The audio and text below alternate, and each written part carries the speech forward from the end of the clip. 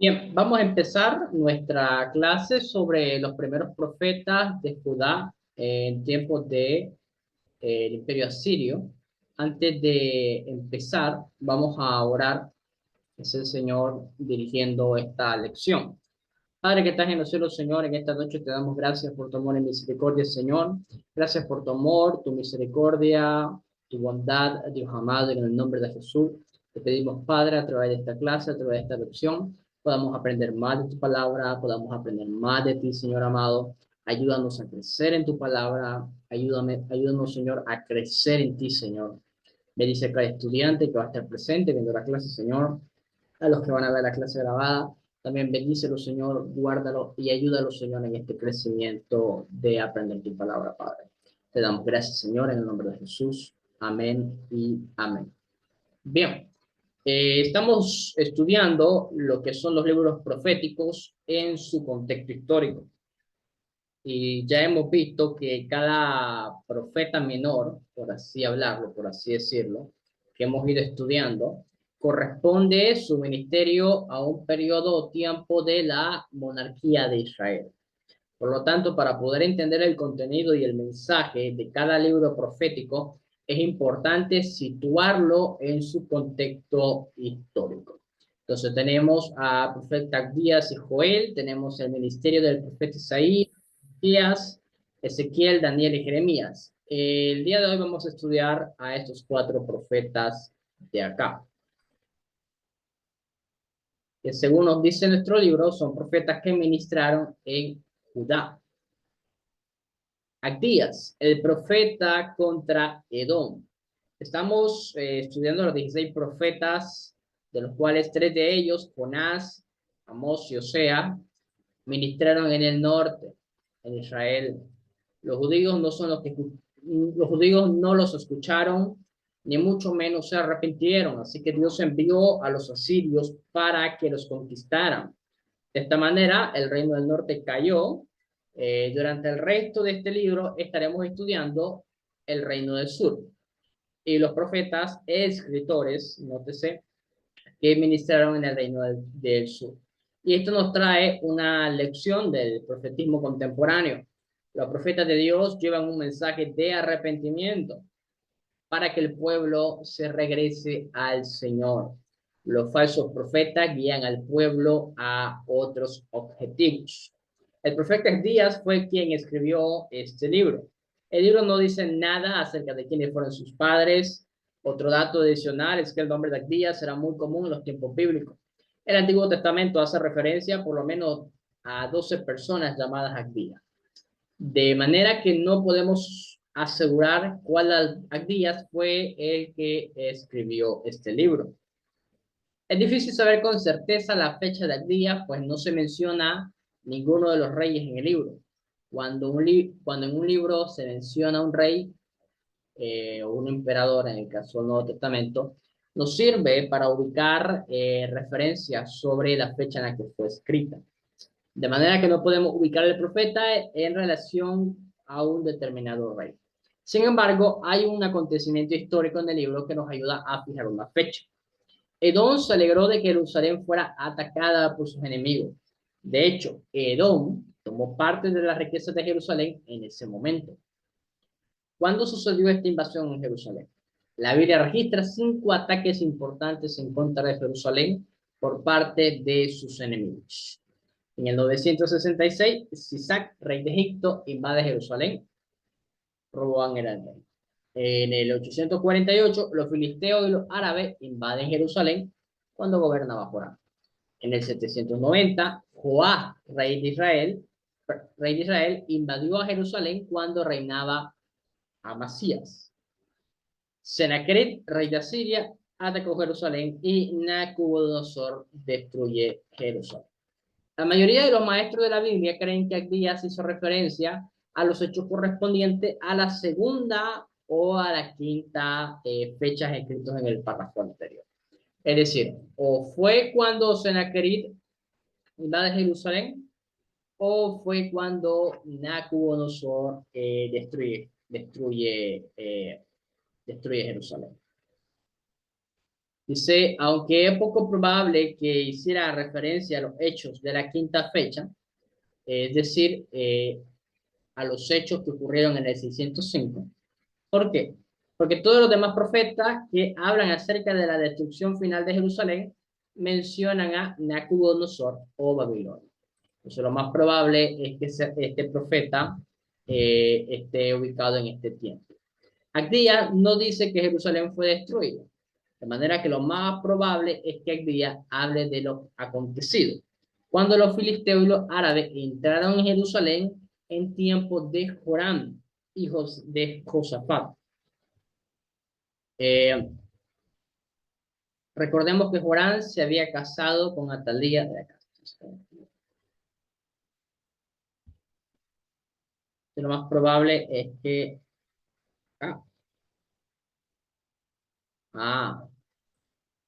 o sea, está contando de aquí para arriba. Yo pensé que estaba contando de arriba para abajo. Entonces, la cuarta fecha sería esta.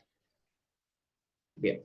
Contexto histórico. El origen de los sucesos narrados en Abdías se remontan a Génesis 25. Tomemos un minuto para leer el pasaje. En Génesis 32 al 33, vemos que a pesar de que Jacob y Esaú se reconciliaron, todavía el odio persistía entre sus hijos. La historia bíblica narra muchas guerras entre Israel y Edom. Entonces, la profecía en contra de Edom se refiere a esto. El propósito y el tema de Abdías es triple. Primero, revelar que Dios estaba enojado porque Edom se había alegrado de Judá. Segundo, anunciar que había un juicio que venía sobre Edom. Dice que este es el tema dominante en Abdías. Y tercero, anunciar la libertad de Israel en el día del Señor, que pronto habrá de venir. 4 características especiales acerca de Abdías. Es el libro más corto del Antiguo Testamento. Abdías es uno de los únicos profetas del Antiguo Testamento que escribió principalmente para una nación extranjera. Los otros dos fueron Jonás y Nahum. Abdías se parece mucho a Jeremías 49:7. ¿Por qué? Por la profecía contra Edom. No se hace mención de Abdías en el Nuevo Testamento, aunque Pablo hace referencia a Jacob y Esaú. Y dice que todo el que invocar el nombre del Señor será salvo. Hay libros del Nuevo Testamento que no mencionan el libro del Antiguo Testamento. En primer lugar, explicando un poquito sobre Abdías. Los edomitas estaban orgullosos porque el lugar donde estaban ubicados era fácil de defender. Para llegar a la capital, las personas debían pasar por una grieta entre las estrechas montañas, lo cual era en ciertos lugares solamente de 5 metros de ancho. Entonces era necesario caminar trepando por una cuesta empinada. Había además una ruta comercial muy importante que atravesaba el país. Esto había hecho Edom una nación rica. Edom tenía muchas naciones amigas, pero Dios iba a despojarla de todo en el tiempo de su castigo. Existía otra razón por la cual Dios iba a castigar a Edom. Cuando cayó Judá, los edomitas se volvieron contra ella, ayudando a los violentos babilonios y no ayudaron a sus propios vecinos. Se regocijaron de la desgracia de Judá y se aprovecharon de la situación robando a los judíos que huyeron a Edom para salvarse. Entonces, Edom era un pueblo que tenía raíces de amargura en contra de Israel debido a lo que había pasado con sus padres, ¿no? Abdías profetizó acerca del día del Señor, que se acerca el día del Señor. Este es un tema escatológico muy importante, un concepto muy importante, el cual traerá juicio para algunos y salvación para otros.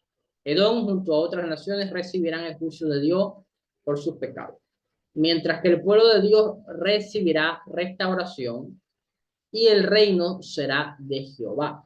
Principios que podemos aprender y aplicar a la actualidad de Abdías. Cuando dos personas se ofenden entre sí, deben reconciliarse lo antes posible. ¿Por qué? Entre mayor tiempo pasa el enojo cuando se guarda mucho tiempo se puede convertir en odio. El orgullo, ya sea de una persona o de una nación, lleva a la destrucción.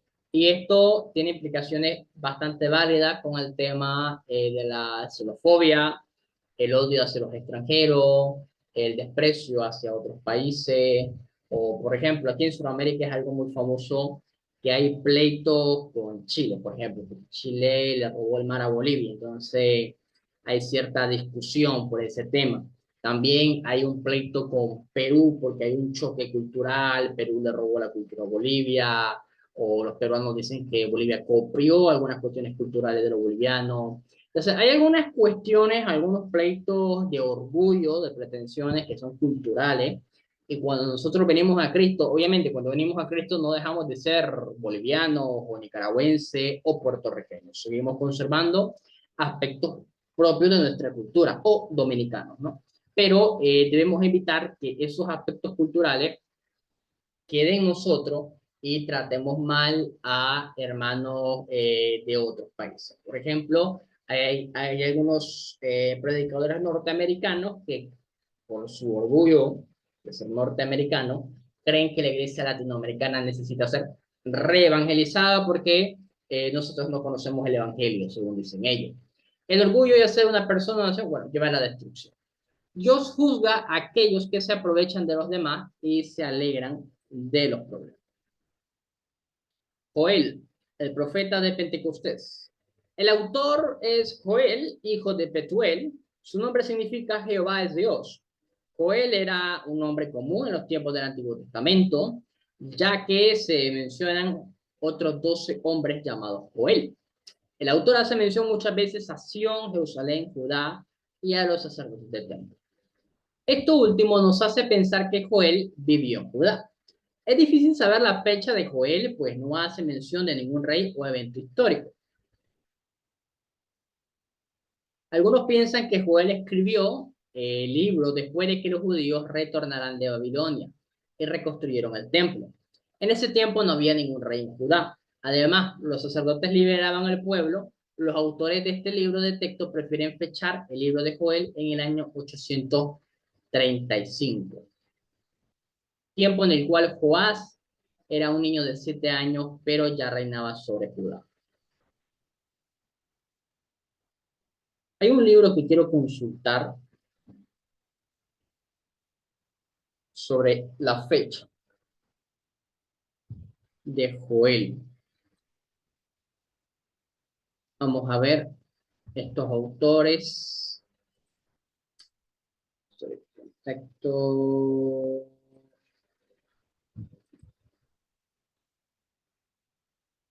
¿En qué fecha lo pone?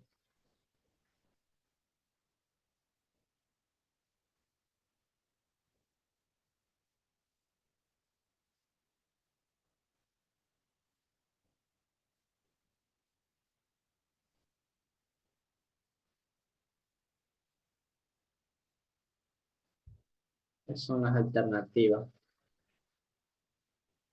Ya. Voy a mandarles esto de acá traducido para que puedan leerlo. Totalmente un momento para observar el cuadro de la figura 4.15. Recordamos que Atalía trató de matar a Joás, su nieto, pero Josabet, esposa del sacerdote de Joiada, escondió a Joás. Si Joel escribió durante este tiempo, es fácil entender por qué se refirió al sacerdote y no al rey. Además, el estilo de Joel se asemeja a los profetas, más a los profetas del siglo octavo, tal como Amós, Miqueas y Isaías, que a los profetas posexílicos, que son Ageo, Zacarías y Malaquías. Entonces fue un rey que gobernó durante la monarquía. Esto me imagino son posturas sobre la fecha, que me gustaría leerlas, pero no nos va a dar tiempo. Joel escribió el libro por 4 razones. Primero, para explicar por qué las langostas y las hambrunas iban a llegar. Segundo, para advertir de un peligro aún mayor, un ejército listo para marchar en contra de Judá desde el norte. Y tercero, para llamar al pueblo de Judá al arrepentimiento. Cuarto, para profetizar acerca del día del Señor, el cual traerá juicio para alguno y bendición para otro. Se vuelve a repetir el tema el día del Señor. Tenemos dos profetas seguidos. Tenemos a Abdías y tenemos a Joel repitiendo el tema del día del Señor, el cual traerá juicio para algunos y bendición para otros. Este énfasis sobre el día del Señor es el tema de Joel. Entonces, para entender el tema del día del Señor, que es un tema apocalíptico, por si acaso, tenemos que estudiar el libro de Joel. Entonces, a veces está la idea de que apocalíptica es nada más Apocalipsis y Daniel. No, no es solamente, son libros dominantes, claro, lo reconocemos, pero no son los únicos libros que hablan de escatología. Cuatro características especiales acerca de Joel. El estilo literario de Joel se encuentra entre los más pulidos y hermosos de los libros del Antiguo Testamento. Esto se ve más en el hebreo. Cuando vamos al hebreo y estudiamos hebreo, se ve más reflejado estos estilos estilísticos, ¿no? El libro de Joel contiene el más claro y completo mensaje del profeta del Antiguo Testamento acerca de Pentecostés. Buen día para llamarse Joel. Joel también describe grandes desastres como el de la langosta, hambruna, incendio, invasiones militares, el sol que se oscurece y la luna que se convierte en sangre. Dios utiliza todas estas cosas con el fin de llamar a la gente a arrepentirse. Joel es un modelo de un predicador pentecostal, pues el poder del Espíritu interpretó el presente y profetizó el futuro. Dios lo usó para guiar a la gente al arrepentimiento y guiar un avivamiento. Eh, una gran plaga de langostas empieza con el libro. Lo que sucedió fue algo totalmente inusual. Muchos padres le contaron a sus hijos por muchos años acerca de lo que sucedió. Miles de langostas invadieron toda Judá, comiéndose todo su pasto. La gente se puso a llorar, pues acabaron con las vides, los higos y los cereales. El ganado moría por la escasez de alimento, los labradores se quedaron sin cosecha y los árboles sin hojas ni frutos. Se estaban muriendo de hambre. Las langostas de la tierra pueden llegar a convertirse en una plaga terrible y solo miden 2 pulgadas, vuelan en grupos que pueden llegar a 30 metros de ancho, largo. Una nube de langosta puede hacer que el cielo se oscurezca. O sea, son una plaga terrible que se devoran todo. Un llamado de arrepentimiento. Joel sabía que lo de la langosta no era un accidente. La escasez en los graneros y la falta de agua en los ríos era sin lugar a dudas una clara manifestación del juicio de Dios. Esto me lleva a pensar en algo. Mire, cuando pasa un desastre natural, la gente, hace poco, por ejemplo, pasó un desastre en Puerto Rico, ¿no? ¿Qué es lo que decían muchos predicadores? Que era juicio de Dios para Puerto Rico. Les pregunto a ustedes que están conectados, hermanos Gilson y hermana Kelly, sé que República Dominicana, creo que ustedes de República Dominicana quedan cerca. ¿Qué creen de esto? De interpretar estos desastres naturales como juicio de Dios, en este caso para Puerto Rico. ¿Ustedes creen realmente que era un juicio de Dios para Puerto Rico o era otra cosa? ¿Qué opinan? Pues yo digo que pues no hay que dejar por fuera que la naturaleza pues tiene vida y pues a veces tiene ese tipo de reacciones. Y pues a veces nosotros como cristianos tendemos a decir pues que todo lo manda Dios, Dios, Dios. Pero sabemos que Dios creó obviamente la naturaleza y pues como dicen por ahí pues los, los árboles tienen vida y pues todo eso, ¿no? Los mares también, obviamente. Entonces yo digo que esas pueden ser también reacciones de la naturaleza, porque obviamente los humanos somos demasiado desagradecidos con el planeta. Sí. Entonces, tiene sus dos puntos. Puede que sea algo enviado por Dios, algún juicio, sí, pero a veces puede ser la misma naturaleza que quiere, pues, no sé, Causa y efecto, empezar a ¿no? deshacer. Resultado Ajá. muchas veces de nuestra mala mayordomía, ¿no? Exactamente. Por ejemplo, vemos que a veces el mar tiene reacciones fuertes, es por eso mismo, porque hay demasiada basura que contaminamos el mar. No sé, puede ser eso Sí. también. Bien, gracias, Manakel. Mano Gilson, ¿qué opina? ¿El reciente desastre natural que hubo fue un juicio de Dios para Puerto Rico o fue otra cosa? No, sí, claro, como dice la hermana, no creo que haya sido el juicio de Dios hacia Puerto Rico, porque hay ciudades que están en peor estado que Puerto Rico, por ejemplo, Estados Unidos y tantas otras cosas, se sabe que Y Dios nada más se acuerda de Puerto Rico nomás y les manda juicio. a los pobres puertorriqueños. Mire, gracias, Maro Jesús. Mire, Joel nos enseña algo. Realmente hay situaciones en que realmente es juicio de Dios. Hay situaciones en las que no lo podemos negar. Sin embargo, yo siempre digo, una situación tiene dos caras. Cuando hay una lectura irresponsable de la Biblia, las personas leen a Joel y dicen, ah, mira, las plagas de la langosta era juicio de Dios porque Israel está, que realmente lo fue. En ese momento, en esa circunstancia, lo fue. Entonces la gente articula, bueno, si todo desastre natural que pasó en Judá es juicio de Dios porque la nación está en pecado, entonces lo que está pasando acá también es juicio de Dios porque la nación está en pecado. Entonces, hacen de una norma un evento histórico. Y eso viene muchas veces parte de nuestra hermenéutica pentecostal, ¿no? Que tomamos muchas narrativas como normativas. Pero hay que tener cuidado en dónde aplicamos norma. Y yo no estoy de acuerdo en aplicar norma a epístolas, por ejemplo, a cartas que son epístolas, que ese género literario no corresponde para aplicar norma, o este tipo de cartas, específicamente las cartas de los profetas. Entonces, se desató una, y siempre ha visto, por ejemplo, en mi país, Nicaragua. En Nicaragua los terremotos son bastante constantes. Tiembla la tierra, hubo un desastre natural. Ah, no, fue juicio de Dios para Nicaragua porque Nicaragua está en pecado, está en idolatría y necesita volver a Dios. Aquí en Bolivia también igual, hay un desastre, hay algún problema político. No, es Dios que nos está mandando juicio porque estamos en pecado. Mire, yo le voy a decir lo siguiente. Como Joel nos muestra que hay desastres naturales que sí realmente puedan ser juicio de Dios, yo le quiero dar el siguiente consejo. Usted no vaya a decir que es juicio de Dios para tal nación si usted Dios no le ha dicho nada. ¿Por qué? Porque estamos diciendo, Dios está actuando de esta manera por esta razón.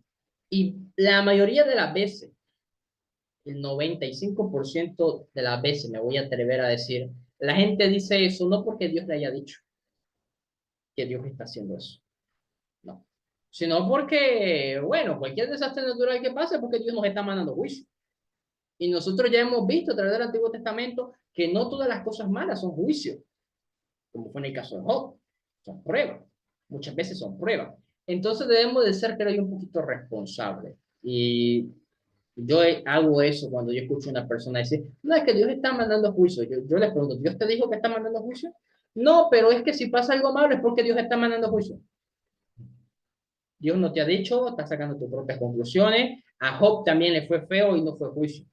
Entonces, debemos de tener cuidado en qué punto nosotros responsabilizamos. Dios está haciendo esto por esta razón. Hay que tener cuidado.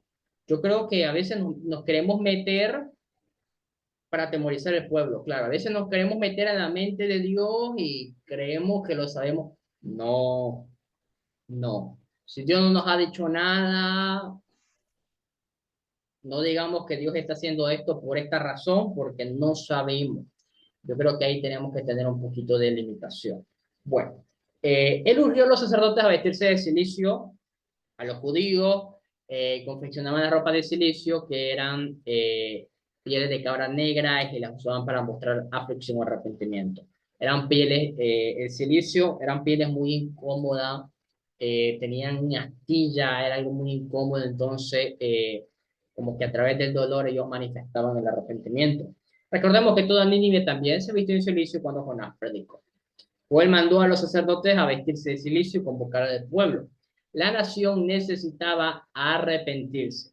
Para ello el pueblo debía reunirse en el templo, ayunar y clamar a Dios. Permítame un momento.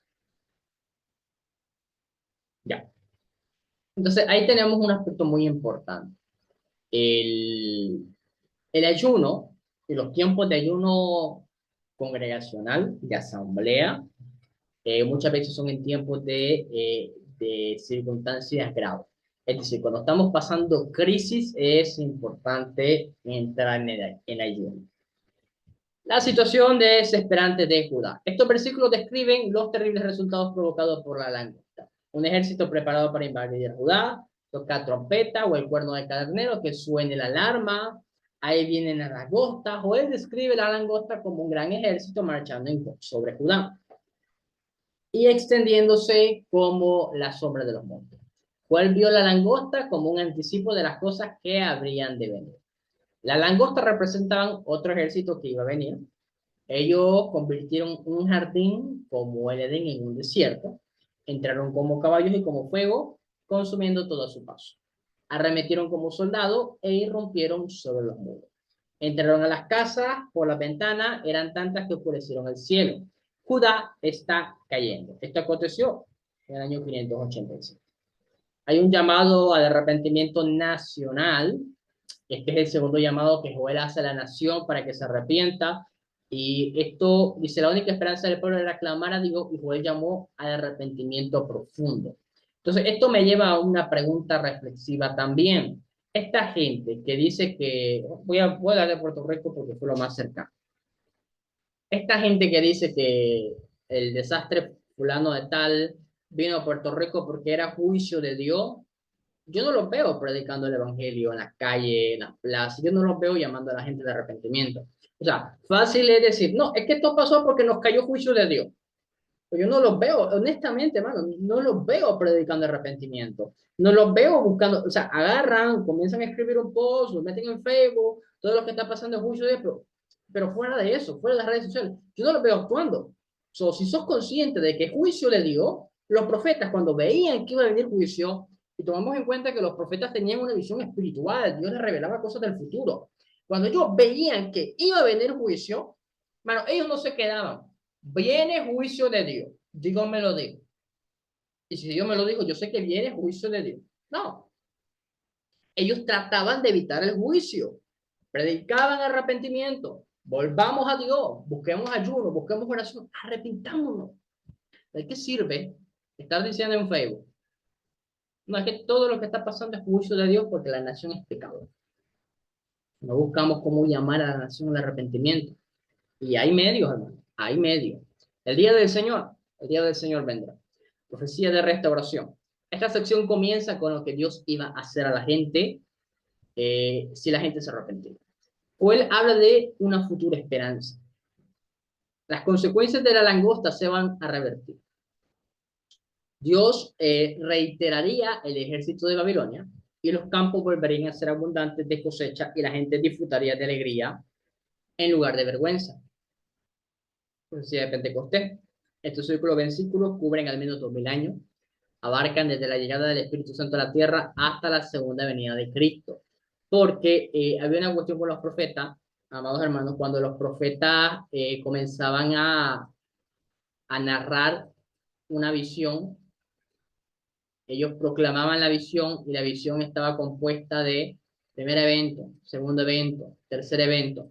Y todos estos eventos están conectados y son consecuentes uno del otro cuando el profeta narra. Pero, por ejemplo, cuando nosotros vamos a Joel 2:28, nosotros nos damos cuenta que Joel 2:28 hay dos aspectos. El primero es que va a haber un derramamiento del Espíritu. El segundo es que va a haber esto de acá: oscuridad, luna de sangre, el día del Señor. Entonces nosotros vemos que Pedro dice que la profecía de Joel se cumplió en Pentecostés, pero lo que se cumplió en Pentecostés fue esta primera parte. La segunda parte todavía no se ha cumplido, que eso se va a cumplir en el día del Señor, en el día del juicio, en el día de la venida del Señor.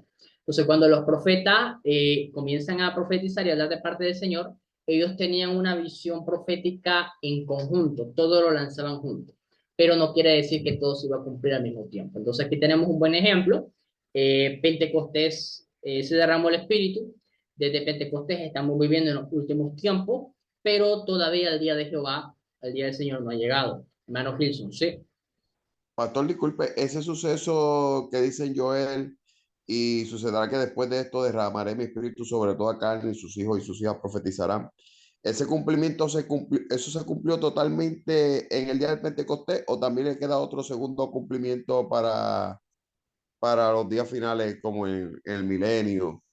No, se cumplió en Pentecostés. Pedro dice que esto es lo que Lo profetizó el dicho. profeta Joel. Esto es. Ok. Pero el problema es que esto es lo que profetizó el profeta Joel, está incompleto.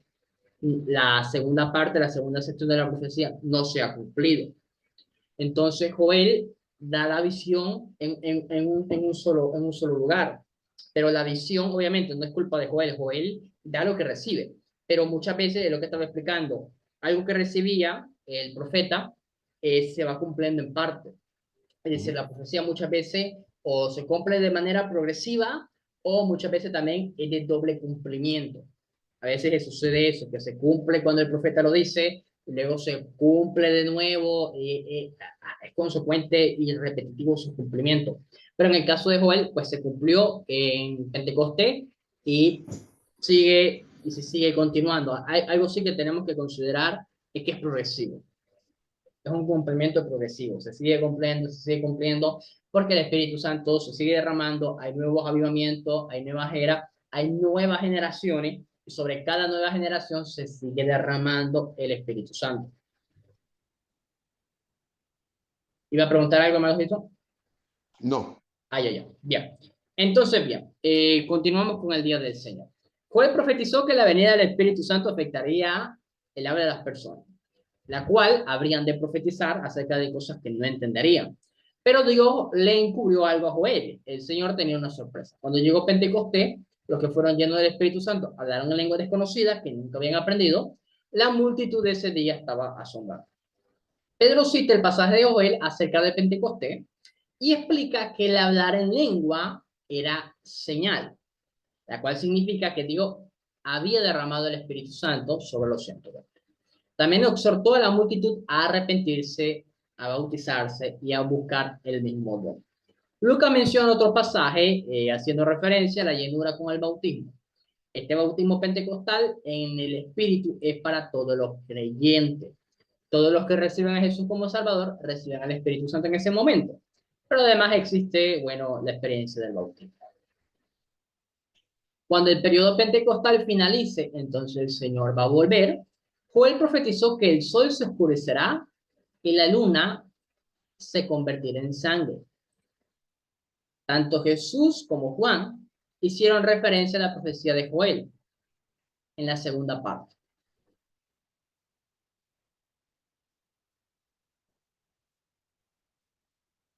Entonces nosotros vemos que la profecía de Joel se refiere a la segunda venida del Señor.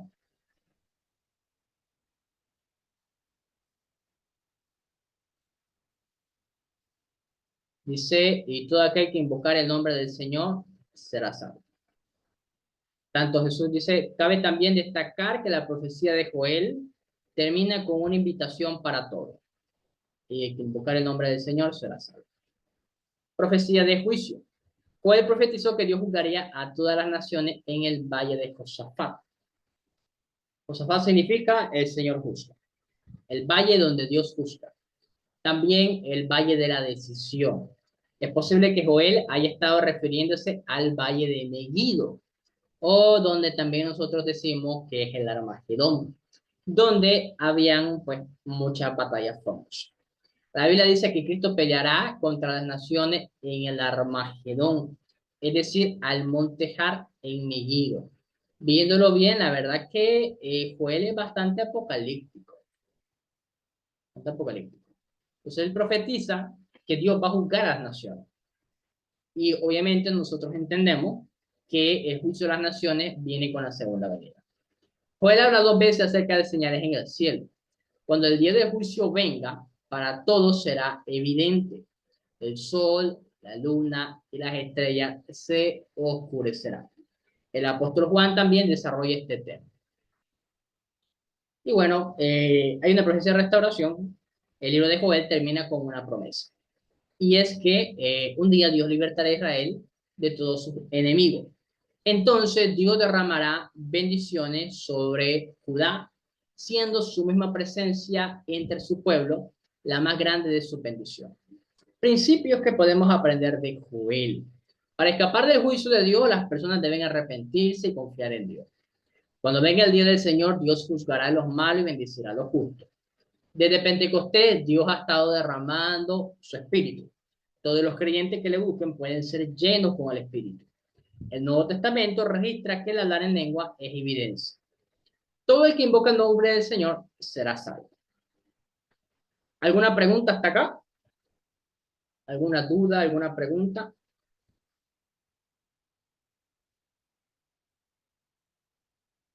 Bien. Una pregunta, continuamos con el profeta Isaías.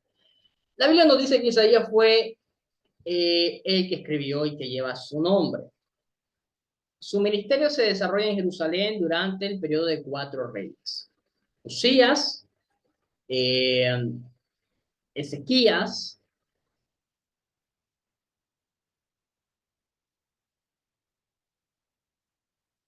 ok, profetizó durante 50 años. Pero no menciona los 4 reyes, ¿no? Usías murió, esto aconteció durante los comienzos de Isaías, por otra parte Ezequías murió, de manera que no nos dice. Considera otros factores importantes acerca de Isaías. A menudo se le califica como el más grande de los 16 profetas que escribieron. Era una persona muy educada, también utilizó un vocabulario muy amplio, más que cualquiera de los demás escritores del Antiguo Testamento. Su estilo poético sobresaliente en su libro Isaías abarca desde la creación hasta los cielos nuevos y tierra nueva. Su nombre significa salvación de Jehová. Isaías utiliza el término 3 veces más que todos los profetas del Antiguo Testamento. También se le llama el profeta evangélico porque escribió sobre la salvación y el Mesías que iba de venir. Isaías enfatiza el tema de la salvación a través de diversos eventos en la historia. Su esposa fue profetisa. Los nombres de sus 2 hijos tenían significados espirituales. La tradición enseña que el rey Manasés, hijo de Ezequías, puso a Isaías entre 2 tablas y lo aserró hacia la mitad.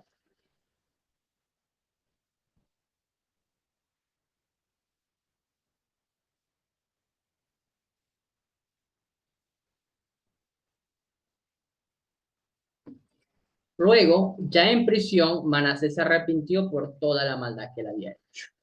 El libro de Isaías es, junto a Deuteronomio y los Salmos, uno de los libros más citados del Nuevo Testamento.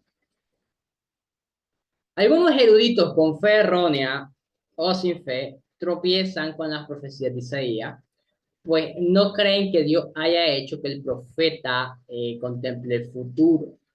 Hay una teoría de que en realidad no fue solamente el profeta Isaías que escribió, sino como que hubieron 3 Isaías, Deutero y Trito Isaías. Y esto viene más de la alta crítica, aunque particularmente, si ese hubiera sido el caso, yo no tengo problemas con eso, honestamente. Pero, a ver, vamos a ver qué nos dice el libro.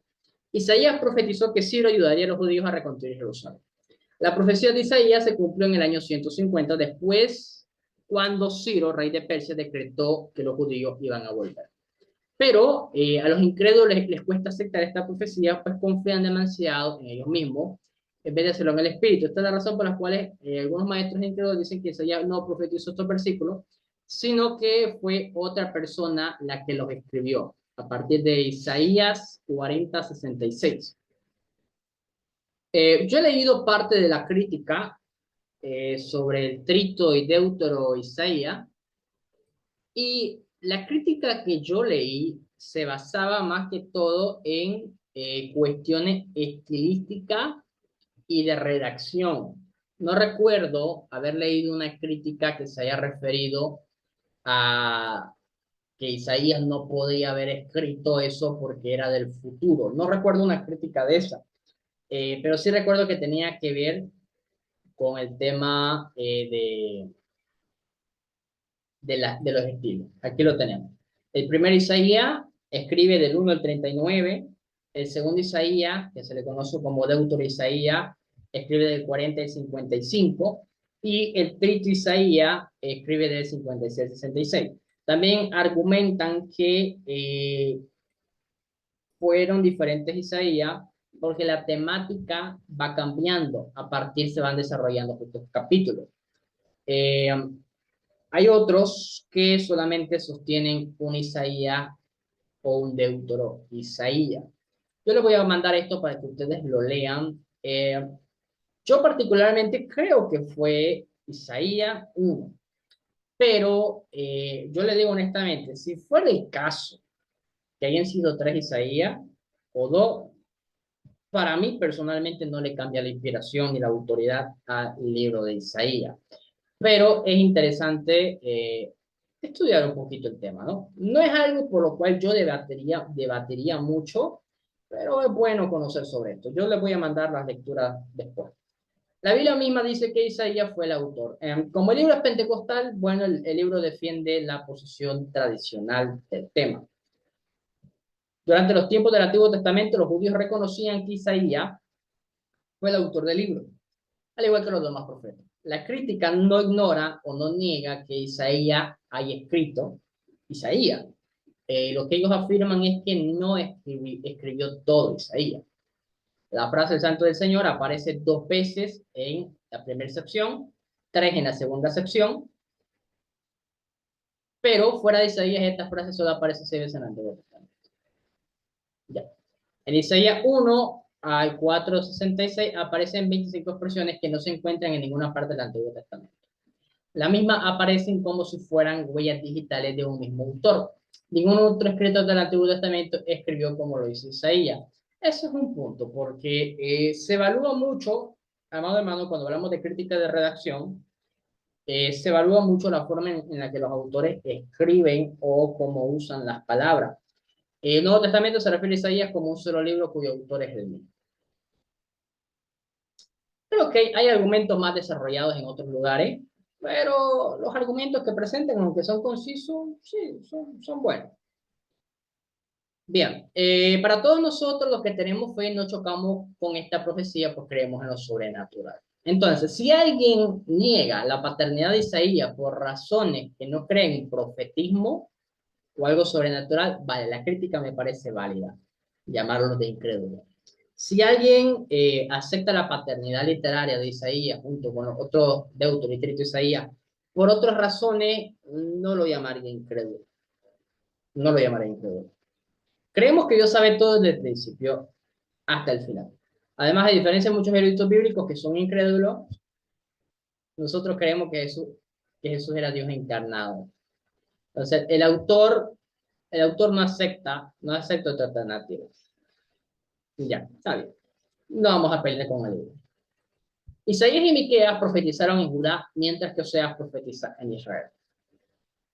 Aquellos eran los mismos días del reino del norte. Los asirios habían avanzado hacia Arán y Canaán en el año 733. Esto provocó la alianza entre Peca y Rezín. Estos dos reyes atacaron a Acaz, rey de Judá, pero trataron de reforzarlo a entrar en pelea contra Siria. Acaz logró defender Jerusalén, pero Acaz y el pueblo de Judá tuvieron gran temor. ¿Por qué? Porque Israel y Arán habían derrotado a Acaz en el pasado. Isaías le aconsejó a Acaz confiar en Dios y no buscar ayuda en el rey de Siria. Pero Acaz no aceptó, sino que le pidió ayuda al rey de Siria para que lo librase de Israel y Siria. Entonces ahí tenemos un buen ejemplo de lo que aconseja un profeta de Dios. El profeta de Dios nos invita a poner nuestra confianza en Dios. No a poner la confianza en él, no a poner la confianza en la riqueza o en otra cosa, sino en Dios. Isaías escribió el libro por tres razones principales. Para advertir a Judá y a las naciones que el juicio de Dios iba a llegar por causa de sus pecados. Para profetizar que un grupo de judíos iba a regresar del cautiverio. Dios redimiría a este grupo de judíos de Babilonia, los cuales llegarían a ser luz para las naciones. Para profetizar que Dios enviaría al Mesías, el cual sería el Salvador de todas las naciones. Tenemos un pequeño bosquejo del libro. El libro de Isaías tiene 66 capítulos. No podremos abarcar todo detalle en este curso, por lo tanto vamos a guiarlo a responder algunas preguntas clave de cada bosquejo. Primera profecía de Isaías. Isaías profetizó acerca del día del Señor. Este tema es muy importante por lo que va viendo. Miren, tenemos a Abdías, Joel y Isaías de manera consecutiva repitiendo el tema. Si quería encontrar algún tema para estudiar, invertir su tiempo, ahí lo tiene. Es decir, el día del juicio de Dios. Esta profecía tiene cumplimiento en el pasado y en el futuro. Primero, Dios juzgaría a Judá por sus pecados, pues Babilonia iba a conquistar a Judá. Muchos judíos iban a morir y el resto del pueblo del Señor sería llevado cautivo. Todas estas cosas sucedieron al menos en 100 años desde la profecía de Isaías. Ahí tuvo su primer cumplimiento. En segundo lugar, Cristo iba a juzgar a todas las naciones en la segunda venida. Este es el día del Señor que está por venir. El Espíritu Santo inspiró a Isaías a hacer estas comparaciones. Acaz, un rey malvado de Judá, durante su reinado en Siria e Israel atacaron a Judá. Acaz estaba preocupado acerca de los grandes reinos, pero el profeta hizo que ese temor se redujera solamente a preocuparse por los seres humanos. Entonces le dijo a Acaz que se mantuviera firme en la fe si es que quería permanecer. Qué maravillosas verdades encontramos para nosotros en estos versículos, pues la fe nos capacita para reducir un mar de temores en una simple gota de agua.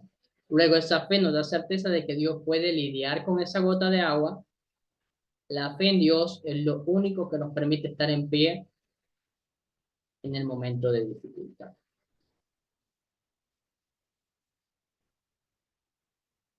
Hay una profecía. Isaías le dio una señal de liberación a Acaz, que la Virgen iba a concebir un hijo. Su nombre se llamará Emmanuel. La palabra hebrea para virgen es alma, que puede referirse a una virgen o a una joven soltera. El primer cumplimiento de la señal toma lugar con la nueva mujer con la cual Isaías se compromete. Su primera esposa, la madre de Ser Hasub, debió haber muerto. Entonces su nueva esposa, la profetisa, iba a concebir y a dar a luz un hijo. Antes de que el niño supiera a diferencia de lo bueno y lo malo, los reyes de Arán e Israel serían destruidos. Esto último sucedió en el año 732, cuando su nuevo hijo tenía cerca de 2 años. Entonces esta profecía es otra profecía de doble cumplimiento. En la sección de Isaías 7:12 aparecen otras grandes profecías que debemos considerar. Jesús es el príncipe de paz, quien había de reinar para siempre sobre el trono de David. Él era el vástago de David, al cual Dios llenó con su espíritu. Hay una profecía sobre la venida del reino de Dios. Isaías 24 es una profecía acerca del fin de los tiempos. Hace referencia a un periodo conocido como la Gran Tribulación, acontecimiento que es seguido por el regreso de Cristo a juzgar el mundo. Y se lea la Biblia de Estudio Vida Plena, el artículo acerca de la Gran Tribulación que se encuentra en Mateo 24. Hay profecías acerca de esperanza. Isaías se refirió al norte, el reino del norte como Efraín. Samaria fue la capital. El reino del norte era como una corona diadema en dos sentidos. Primero, había personas que utilizaban arreglos hechos con flores y hojas verdes en forma de corona en sus cabezas. En contraste con esto, Jesús llevó una corona de espinas. En segundo lugar, la gloria de Samaria estaba a punto de extinguirse como las flores de un arreglo floral. Dios mismo juzgaría a Samaria la corona de Israel, la cual iba a ser arrasada por un ejército.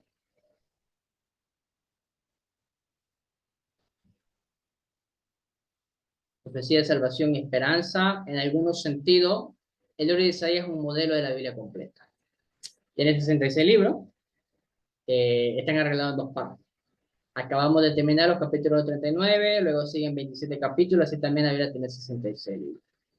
Los 39 libros del Antiguo Testamento frecuentemente hablan de juicio, así también los primeros capítulos de Isaías hablan de juicio. Los 27 libros del Nuevo Testamento hablan de salvación, así también los 27 libros que siguen hablan de salvación. Y esto, mire, no estoy completamente de acuerdo con esto, porque no creo que todo el Antiguo Testamento solamente hable de juicio. Me parece muy reduccionista esto, pero vamos a ver el lado amable. Nos sirve para entender un poquito la temática cuando vayamos a leer Isaías. De los primeros capítulos de Isaías vamos a leer capítulos de juicio, y del 40 al 66 vamos a leer capítulos que hablan de salvación.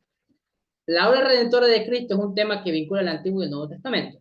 Asimismo, el tema del Señor cruza por las dos partes de Isaías. El tema del Salvador. Tenemos una tabla de las profecías que hay de Cristo y su cumplimiento en el Nuevo Testamento. Principios de Isaías para la actualidad. Dios odia el orgullo, pero ama al humilde. Dios es soberano sobre toda la tierra. Puede usar a cualquier nación para disciplinar a otra. Dios enviará a Emmanuel, que será el príncipe de paz, que es nuestro Jesús. Es una necesidad adorar a los ídolos. Dios es principio y fin.